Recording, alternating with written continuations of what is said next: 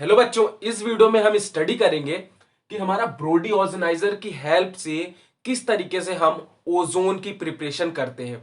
तो इस वीडियो में हम सिर्फ इसी चीज के बारे में स्टडी करेंगे कि किस तरीके से हम ओजोन को बनाते हैं। ठीक है, तो ये बहुत ही ज्यादा इंपॉर्टेंट मेथड है ओजोन की बनाने की। इसमें हम सबसे पहले देखेंगे हमारा ओजोन का कंस्ट्रक्शन, या फिर कह सकते हैं ये जो आप देख रहे हैं डायग्राम, ये किसका है? ब्रोडी ओजोनाइजर मेथड का है। तो यहां पर इसका कंस्ट्रक्शन देखेंगे, इसकी वर्किंग देखेंगे किस तरीके से वर्क करता है, और इसकी प्रिंसिपल इक्वेशन को देखेंगे। तो ये सब चीजें इस वीडियो में हम स्टडी करने वाले हैं। तो सबसे पहले मैं इसका बताता हूं आपको कंस्ट्रक्शन, और मैं ये जो आप डायग्राम देख रहे हैं इसको मैंने लेवल नहीं किया है, तो इसको मैं लेवल आपको साथ साथ करते जाऊंगा जैसे जैसे मैं आपको बताते जाऊंगा कंस्ट्रक्शन में। तो सबसे पहली चीज यहां पर क्या होती है कि जो आप ये देख रहे हैं, ये जो मैंने जगह यहाँ पे फिल नहीं है, ये खाली खाली जगह, ये क्या है? एक यू की तरह है। आपको ऐसा आप देख सकते हैं ना इसको कि ये यू की तरह है। ठीक है, तो ये क्या होता है कि एक यू शेप की ट्यूब होती है, वो भी ग्लास की ट्यूब होती है। ठीक है, तो सबसे पहले यहां पे मैं लिख लेता हूं आपका कंस्ट्रक्शन। देखिए आप, कंस्ट्रक्शन में सबसे पहला पॉइंट यहां पर क्या होगा? देखिए कि एक यू शेप की ट्यूब होती है ग्लास की। ठीक है, इट इज यू, ठीक है, शेप्ड ग्लास ट्यूब। ठीक है, तो ये यू शेप्ड ग्लास ट्यूब होती है सबसे पहली चीज। ठीक है, अब इसके बाद दूसरी चीज, आप देख सकते हैं कि जो यू शेप की जब ट्यूब देख रहे हैं, इसके अंदर मैंने ये जो रेड कलर का डॉटेड डॉटेड किया है, ये रेड कलर का डॉट क्या है? हमारा H2SO4 है। ठीक है, तो मैं यहां पे क्या लिख सकता हूं? H2SO4, और जो बीच में आप एक इस तरीके से देख रहे हैं और उसके ऊपर ये लगा हुआ है, तो ये जो हमारी रॉड की तरह दिख रहा है हमारा क्या है? प्लेटिनम का इलेक्ट्रोड है। तो मैं क्या लिख सकता हूं इसी के आगे? इट कंसिस्ट, ठीक है, प्लेटिनम इलेक्ट्रोड एंड H2SO4। ठीक है, तो ये सब चीजें ये क्या करता है? ये कंसिस्ट करता है।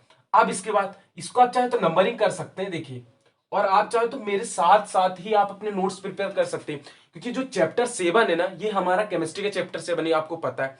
इसकी मैंने बहुत सारी वीडियोस बनाई है और बहुत ही अच्छे अच्छे वे में बताई है। तो उन सभी वीडियोस की मैंने लिंक डिस्क्रिप्शन में वैसे ही दे रखे हैं, तो आप चाहे तो उन वीडियोस को भी देख के नोट्स प्रिपेयर कर सकते हैं, क्योंकि अगर आप अपने खुद से नोट्स प्रिपेयर करेंगे तो आपको एग्जाम के टाइम पे बहुत हेल्प करेंगे। तो हम आगे बढ़ते हैं।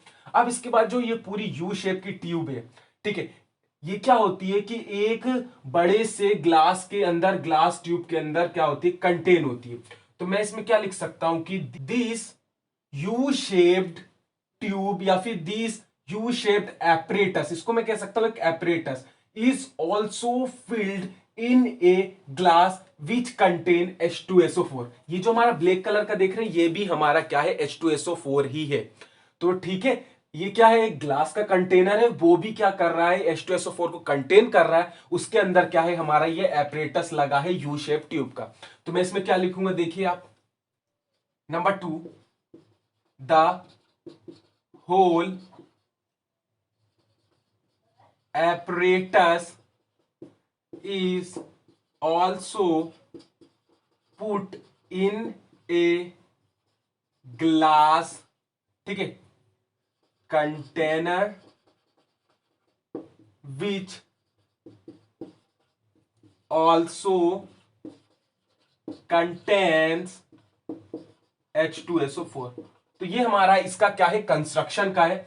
और H2SO4 के साथ इलेक्ट्रॉन भी लिख सकते हैं, electrode, sorry, electrode and electrode. ठीक है, तो इस तरीके से हमारा क्या करता है कि अब मैं इसको क्या करता हूं? लेबल कर देता हूं। तो ये जो हमारे दो आप देख रहे हैं, ये क्या? Platinum electrode. ठीक है, अब इसके बाद जो आप यहां पर से देख रहे हैं, ये क्या है हमारा? इसको मैं दे सकता हूं H2SO4, और इसको भी मैं कह सकता हूं H2SO4। ठीक है, अब इसके बाद यहां से मैं क्या करूंगा, ये मैं आपको वर्किंग में बताऊंगा इसके आगे कि यहां से क्या होगा और यहां से क्या होगा। बस मेरे को ये बताना था कि इसके अंदर क्या होता है। मैं इसको रफ कर देता हूं, ये मैंने वैसे बनाया था H2SO4 को शो करने का, बट ठीक है, यहाँ पे मैंने बता दिया। अब इसके बाद मैं क्या करता हूं कि इसकी वर्किंग पे आते हैं। कंस्ट्रक्शन इसका इतना ही है और कुछ भी नहीं है इसका कंस्ट्रक्शन। तो आप चाहे तो इसको नोट कर लीजिए, फिर मैं इसको रफ करता हूं। हम बढ़ते हैं हमारे किसके ऊपर? वर्किंग के ऊपर, और वर्किंग से पहले प्रिंसिपल इक्वेशन की ओर। ठीक है, तो मैं इसको रफ करता हूं कंस्ट्रक्शन को हमारे। ठीक है, तो देखिए आप, मैंने यहां पर प्लेटिनम इलेक्ट्रोड को रफ कर दिया, तो फिर से लिख देता हूं पीटी इलेक्ट्रोड। ठीक है, अब देखते हैं हम हमारी प्रिंसिपल इक्वेशन। ठीक है, तो प्रिंसिपल इक्वेशन में क्या होगा कि जो हम यहां पर से देखिए आप, ये वर्किंग भी एक तरीके से कह सकते हैं और प्रिंसिपल इक्वेशन भी कह सकते हैं। तो यहां पर देखिए मैं यहां से क्या करता हूं, pure dry oxygen, pure dry oxygen या फिर O2 को मैं क्या करूंगा यहां पर पास करूंगा।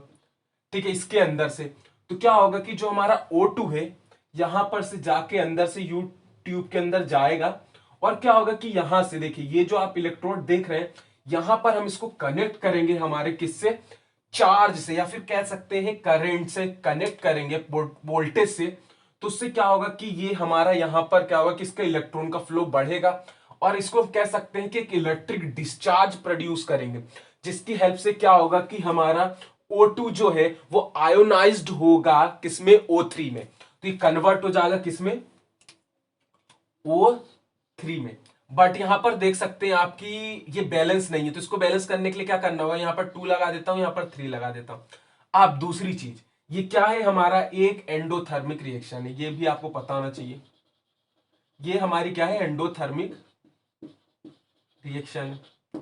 ठीक है, तो इस तरीके से हमारा क्या प्रिंसिपल इक्वेशन हुई, और मैं यहां पे क्या लिख सकता हूं, ओजोनाइज्ड ओजोन। ठीक है, और वो भी कितने 20 to 25% की। ठीक है, उससे ज्यादा नहीं होती है यहां पर, क्या यहां पर ऑक्सीजन और निकलती है, बट यहां पर 20 to 25% क्या होता है कि ओजोनाइज्ड ओजोन निकलती है। तो ये हमारा क्या है, एक तरीके से हम कह सकते हैं, आप इसको वर्किंग में अपने आप भी लिख सकते हैं कि हम यहां पर क्या करते हैं, प्योर ड्राई ऑक्सीजन को पास करते हैं O2 को, तो यहां से जाता है ट्यूब के अंदर से, और यहां पर हम हाई इलेक्ट्रोड डिस्चार्ज रखते हैं। ठीक है, हाई डिस्चार्ज रखते हैं, जिसके कारण क्या होता है कि हमारा O2 क्या होता है, ओजोनाइज्ड हो जाता है किसमें, O3 में, और कितना होता है 20 to 25% में। इस तरीके से आप लिख सकते हैं। और ये मेथड जो मैंने आपको बताई है बहुत ही ज्यादा इजी है, डायग्राम भी आपको बताया, कंस्ट्रक्शन वर्किंग इसका बताया, तो इससे ज्यादा इजी वे में हो सकता है कि आपको कोई और नहीं बताए। और अगर आपको ये वीडियो अच्छे से समझ में आया, क्योंकि यहां पर जो 12th क्लास में टॉपिक है वहां पे ज्यादा डीपली इस बारे में नहीं दिया हुआ है, तो ये बहुत ही छोटा सा टॉपिक था। ठीक है, तो मैंने आपको ये चीज बताई, अब आप इसको खुद से 1-2 बार करके देखिए। ठीक है, और आप कमेंट करके जरूर बताइए कि अगर आपको समझ में नहीं आया तो समझ में क्यों नहीं आया, और अगर आपको समझ में आ गया है तो वीडियो को लाइक और चैनल को सब्सक्राइब करें, और उसके साथ साथ कमेंट तो करने को बता ही दिया। तो मिलते हैं ऐसी ही और नेक्स्ट वीडियो के साथ। ठीक है, मेक इजी लर्न इजी।